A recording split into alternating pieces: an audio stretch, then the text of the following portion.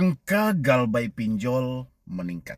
Ya, menurut data dari Otoritas Jasa Keuangan yang menyampaikan totalnya mencapai 100,96 triliun ya. Pokoknya 100 triliun lebih, menyebutnya aja hampir belepotan teman-teman semuanya gitu loh. Apakah ini pencapaian yang luar biasa mengingat dulu OJK pernah menyampaikan, ya saya membaca juga dari artikel ya atau media online dari Kemenko, yang mana di sana ya dituliskan target OJK untuk tahun 2025 dan 2026, 75% populasi dewasa itu mengenal pinjol dan paylater ya. Kalau sudah mengenal ya berarti memanfaatkan itu menurut versi OJK. Nah, di tahun 2026 ini kita sudah melihat bahwasannya rilisannya sangat luar biasa. Data per Februari 2026 itu nilainya sangat fantastis, 100 triliun lebih gitu loh. Nah, ini kan pencapaian. Kalau menurut OJK berarti angka pinjam meminjam itu masih banyak. Iya benar, karena angka kemiskinan pun kan juga sudah menurun. Kalau menurut pidato dari Bapak Prabowo itu yang menyampaikan, angka kemiskinan telah turun. Angka pengangguran menurun. Angka kemiskinan absolut menurun. Ya, turunnya ini kemana? Ya, turunnya itu ke anak cucu kita. Sudah turun semuanya angka kemiskinan itu. Sehingga pinjol pun mulai merajalela. 100 triliun total hutang masyarakat Indonesia di pinjol dan paylater. Ini kegoblokan gitu. Ya, sesuatu yang tidak perlu kita banggakan. Ini musibah massal. Hutang mau dipamerin. Harusnya kalau nominalnya makin kecil, total hutang masyarakat Indonesia semuanya hanya 100 miliar misalnya gitu kan. Berarti nilainya drastis. Wow. Berarti masyarakat Indonesia tidak begitu lagi tertarik dengan hutang. Tapi kalau jumlahnya makin meningkat, berarti ada sesuatu di dalam hal itu. Silahkan nanti pengamat ekonomi dan lainnya membahas hal ini. Oke, saya masuk ke ranah pinjolnya saja. Karena OJK yang merilis, ya ini sebuah kesalahan fatal dari OJK.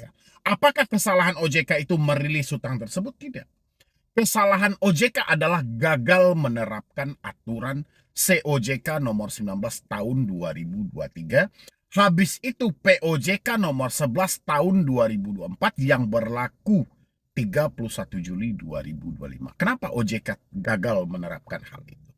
Boleh kita survei lagi ke lapangan, kita cek lagi ke lapangan. Di dalam COJK, OJK menyampaikan ya, satu orang cuma boleh meminjam 3 pinjol legal.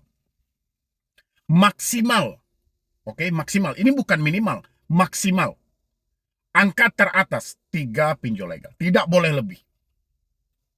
Kalau ada penyelenggara yang masih mencairkan sementara si browernya sudah meminjam di 3 platform yang berbeda, ya, itu segala kerugian ditanggung oleh si pinjol itu.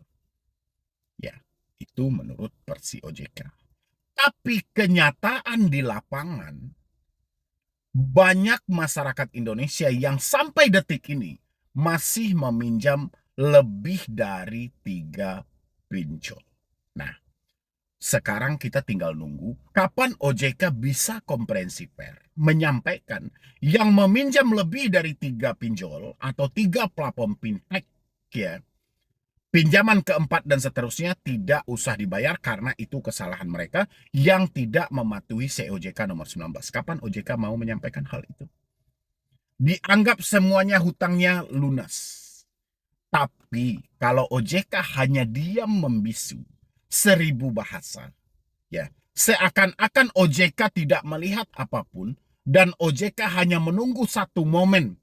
Kapan momen ini bisa viral? baru OJK melakukan konferensi pers, rakyat akan lebih menderita lagi, hutangnya akan lebih meningkat lagi.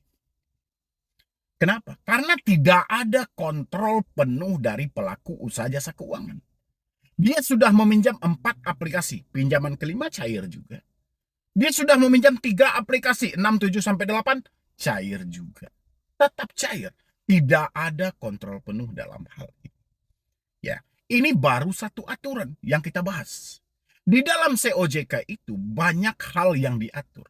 Penerapan bunga, penggunaan kontak darurat, aturan untuk penagihan. Hampir semua dilanggar oleh sebagian besar pelaku usaha jasa keuangan non-bank, khususnya pinjaman online yang sekarang namanya menjadi Pindar. Kapan OJK benar-benar turun untuk mengawasi di lapangan? Kalau aturannya sudah bagus, pengawasannya belum ada. OJK hanya menganggapan, setelah saya bikin aturan, semua pinjol akan mentaati. Hoi, OJK, tidak ada lagi zaman sekarang. Ini zaman sekarang ya. Anak perintah bapak, adik perintah kakak. Apalagi ini soal aturan. Oke, kamu perintah aja anakmu, tolong lakukan ini. Itu belum tentu dipatuhi. Ya, kamu larang adikmu atau saudaramu, tolong hindari ini. Belum tentu dipatuhi. Apalagi ini menyangkut soal aturan.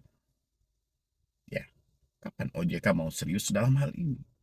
Karena apapun yang terjadi tidak terlepas dari kesalahan otoritas jasa keuangan. Bolehkah sekarang masyarakat yang meminjam lebih dari 3 pinjol, pinjaman keempat dan seterusnya, untuk berhenti selamanya, cukup fokus di 3 pinjol saja? Sudah bolehkah? Kalau sudah boleh, kapan OJK mau mengeluarkan aturan tersebut dan langsung konferensi pers? Itu baru satu aturan di dalam COJK nomor 19. Belum lagi ini penggunaan kontak darurat, versi penagihan. OJK yang terbaru juga mengeluarkan lagi aturan minimal. Ya, minimal atau maksimal sih? Maksimal lah. Maksimal. Pinjaman 30% dari total gaji. OJK pernah nggak sih mencoba untuk minjam pinjol? Pinjol itu dia sediakan berapa gajimu per bulan. Udah isi aja suka-suka hatimu. Ada kontrolnya. Dari mana kontrolnya? Nggak ada. Bahkan dia membikinkan pilihan dari 1 juta sampai 20 juta. Tinggal di set, geser, udah selesai. Atau disediakan kolom berapa gajimu. Udah tulis. Sudah berapa lama kamu usaha? Tulis. Makanya saya bilangin itu. Sudah benar OJK mempertegas maksimal 3 aplikasi daripada OJK menambah lagi aturan 30% dari total gaji yang ada. Sulit kontrolnya itu. Sedangkan maksimal 3 aplikasi aja sangat susah untuk dikontrol. Apalagi ini orang-orang harus jujur mengisi pendapatan mereka per bulan. Gimana sih OJK cara berpikirnya gitu loh. Ya. Dan habis itu lagi, OJK juga menyampaikan, pinjol wajib menjadi pelapor SLIK. Oke, SLIK-nya sudah masuk atau belum? Baru-baru ini OJK juga menyampaikan satu konferensi pers, saya perhatikan gitu loh. Hutang di bawah 1 juta itu tidak akan terbaca di SLIK dan tidak akan dimunculkan. Oke, kita paham hal itu gitu loh. Cuman, aturan yang dibentuk ini kapan mau dipertegas?